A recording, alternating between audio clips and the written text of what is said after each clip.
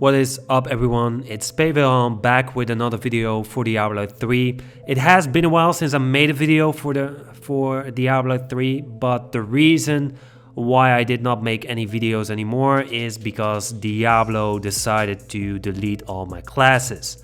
And I sent them an email, they gave me the classes back without gears, and I sent them an email that I hadn't any gears, and then they gave me the gears back. And then I could not find any new gear. So this game is full of bugs and I want Blizzard to fix this shit. However, there are not the pros that we had back in the days when Blizzard was still Blizzard. However, the PTR is working, so I'm ready to make some videos as long as the PTR is working. So Blizzard added a new set for the Crusader, which is really cool. However, it is not really strong. They should change some of the items and they have to add some damage here and there, maybe more damage reduction. But anyway, this is the PTR. We are still testing things, and if you want to test this also, then go ahead. And this is the build where I came up with. So I'm using 5 pieces of the Aegis set. This will increase the damage of Fist of the Heavens by 10,000%. They should increase this, but that's just my opinion. The 4th set will give you damage reduction when you hit something with Fist of the Heavens, and this can stack up to 50 times. And when you hit with Fist of the Heavens, there is a chance you cast another Fist of the Heavens, so that means a lot of Fist of the Heavens. We also want to use the Captain Crimson trimming set. This will give us more cooldown reduction and resource cost reduction, and the damage reduction is increased by the percent of cooldown and resource cost reduction you have. We also want to use the Endless Walk set. This will give us damage reduction when moving and damage increase when we are standing still, very useful. Obsidian Ring of the Zodiac, this is gonna help us to get rid of the cooldown because we are hitting monsters and that's gonna decrease the cooldown on our skills. Dark Light, this is gonna increase the damage of Fist of the Heavens and it also casts twice. Accurate's Awakening will help us to decrease the cooldown even more because when we block an attack, the cooldown will be reduced. For the braces, we don't really have great braces, but I think the Nemesis braces will be the best braces for this build at the moment. For the Kanai's Cube, I went for Blood Brothers. This is gonna make sure that Accurate's Awakening is getting activated, and when you block an attack, the damage of that monster will be 30% less, and after you block an attack, you will deal additional damage.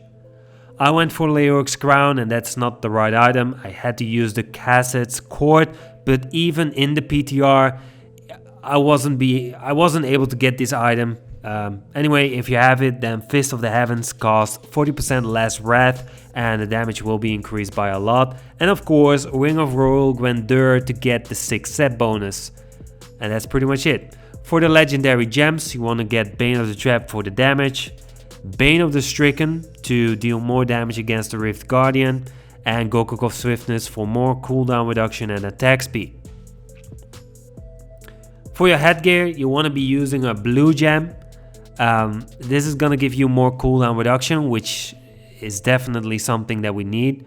For the rest, you want to use red gems for more toughness and damage. And of course, for your weapon, you want to be using a green gem for more critical hit damage. For the paragon points, go for strength and movement speed 25%. Just make sure you got enough paragon points to max out everything, and the more paragon points you have, the more damage you will be dealing and the higher you can go on the Great Rift leaderboard. There you go. For the skills, Fist of the Heavens Fissure. This is your damage dealer. Laws of Valor, Unstoppable Force, this is gonna decrease the wrath cost on your skills, and it's also giving you more attack speed, and that means more Fist of the Heavens, and that means more damage. Provoke Hit Me, you want to cast this inside a group of monsters, because when you run out of wrath, this is gonna give you wrath back. Steed Charge, Draw a Quarter, or Endurance. If you want to go for Draw a Quarter, you will make sure you group the monsters together. If you go for Endurance, then you can scout a little bit longer. Armor Skin, Steel Skin, this will absorb 50% of the incoming damage. Very useful if your Accurate's Awakening is on cooldown. Of course, Accurate's Awakening Prophet. This is gonna give you more defense, more damage, also some wrath regeneration, and the most important thing, it's gonna give you a second life. For the passives, of course I'm using Insurmountable because I don't have the belt in the Kanai's Cube, so I have to make sure that I can make this video, and this passive is helping me with that. But for everyone else, you want to use Long Arm of the Law. This will increase the duration of Laws of Valor. Hold Your Ground for more block chance. Fever for more attack speed and cooldown reduction.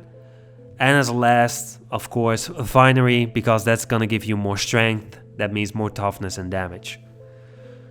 For the perfect stats on the gears, I have literally no idea because I missed a set piece, so I cannot test it to the fullest. But I would go for critical chance, critical damage, and cooldown reduction. Resource cost reduction if you need it. You want to get on your braces and necklace lightning damage, and also critical chance and critical damage, of course. And just make sure you have a lot of cooldown reduction, because the more cooldown reduction you have, the more damage you will be dealing. You really have to test this build. It has a funny playstyle. I really enjoy this build. I even like it more than the Invoker build. But anyway, we are still testing this build. I hope you enjoyed this video. If you did, leave a comment, like and subscribe. Turn on the notification. It's next to the subscribe button. And then I will see you probably in the next one. Peace.